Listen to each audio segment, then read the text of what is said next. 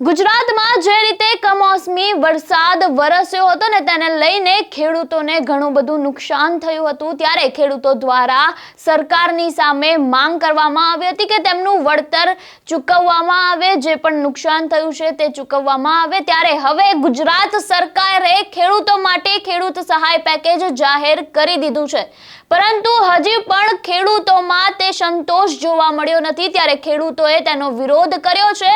સાવરકુંડલાના ભમર ગામે રાહત સહાય પેકેજ સામે ખેડૂતોએ ઉગ્ર વિરોધ નોંધાવ્યો છે। જાહેર ચોકમાં ગ્રામસભા બોલાવીને ખેડૂતે આ સરકારના 10,000 કરોડના પેકેજને ફંગોળી દીધું છે।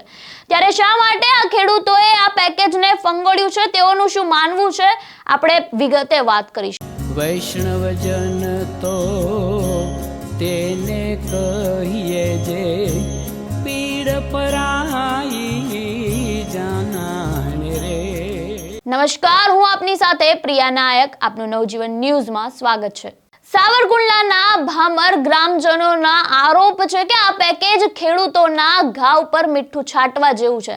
જો સરકાર વાસ્તવિક રાહત આપવા માંગે છે તો સૌથી પહેલા દેવામાં ડૂબેલા ખેડૂતોના સંપૂર્ણપણે દેવા માફ કરવા જોઈએ, નહીતર આવનારી ચૂંટણીઓનો બહિષ્કાર થશે ને એવી ચેતવણી પણ આપવામાં આવી ગઈ છે। ત્યારે ગામના ખેડૂતોએ રાજકીય નેતાઓ અને પાર્ટીઓથી દૂર રહેવાની પણ શપથ લઈને રાહત પેકેજ સામે બાયો ચડાવી છે અને સરકારની સામે આકરા પ્રહારો કર્યા છે। ત્યારે ગ્રામજનોએ સ્પષ્ટ કહી દીધું છે કે હવે વચનો નહીં, હક જોઈએ છે। ત્યારે આ અંગે ભામર ગામના ખેડૂત નિર્મલ વાટલિયાનું શું કહેવું છે, આપણે પહેલા તેમને સાંભળી લઈએ।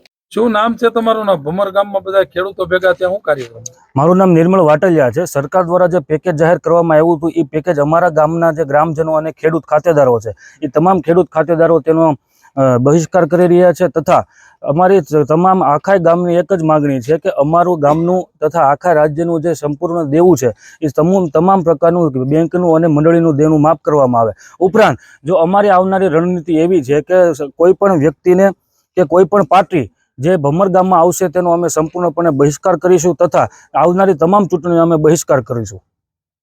તો આ હતા નિર્મલ વાટલિયા, જેમનું કહેવું છે કે આ પેકેજ માત્ર દેખાવ છે। ખેડૂતોની જમીન બચાવવી હોય તો દેવા માફ કરવાનો એકમાત્ર રસ્તો છે।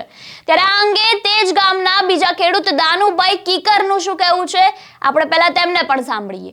દાનુભાઈ કીકર, શું કાર્યક્રમ હતો આજનો તમારો? કાર્યક્રમમાં ગામમાં બધા સમક્ષ ભેગા થયા છે અને આ જે પેકેજ આપ્યું છે એ પેકેજ સરકારે જે જાહેર કર્યું છે એ પેકેજને અમે ગણતરી કરી તો વીઘાના અત્યારે પાલાના 6,000 રૂપિયા છે અને આ વીઘે 3500 રૂપિયા થાય છે।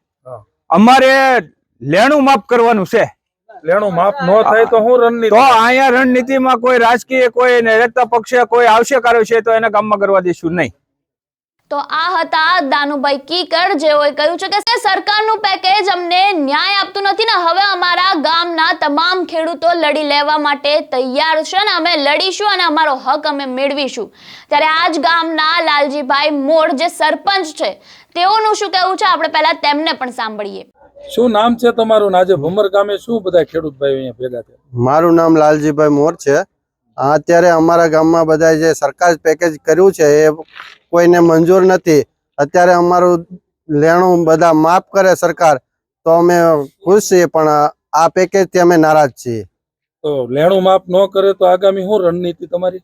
આગામી રણનીતિ અમારી એ જ રહેશે, જ્યારે પણ ચૂંટણી આવશે તે જે કાર્યકર્તા અમે અત્યાર સુધી તો બહુ કરેલા છે ચૂંટણીમાં, આપણે ચૂંટણીમાં પણ હોદ્દેદાર તરીકે કામગીરી ઘણી બધી લાટ કરેલી છે, પણ એ અત્યારે અમે હાવ બંધ કરી દઈશું, એના ઉપરથી અમે હાવ રાજીનામું આપી દઈશું। તો સરપંચનું કહેવું છે કે ભમર ગામના દરેક ખેડૂતોએ શપથ લીધી છે કે અમને જે પણ વળતર આપવામાં આવે અને દેવું છે તે માફ કરવામાં આવે અને રાજકીય પક્ષને સ્વીકારવામાં નહીં આવે જો અમારી માંગ સ્વીકારવામાં નહીં આવે તો। ત્યારે આ અંગે ભમર ગામના સરપંચ પ્રતિનિધિ જીલુભાઈ ભૂંકણનું શું કહેવું છે, આપણે પહેલા તેમને પણ સાંભળીએ। શું નામ છે તમારું? જીલુભાઈ ભૂકણ। શું કાર્યક્રમ હતો આજનો? આજે બધા ગામના ભેગા થયા છે કે ભાઈ આ સરકારે જાહેર કરેલી છે બરોબર સહાય પેકેજ માટે, પણ બરાબર કઈ બધી પેકેજ આપ્યું પણ કોઈ નારાજ છે બધા ગામના લોકો, બરાબર।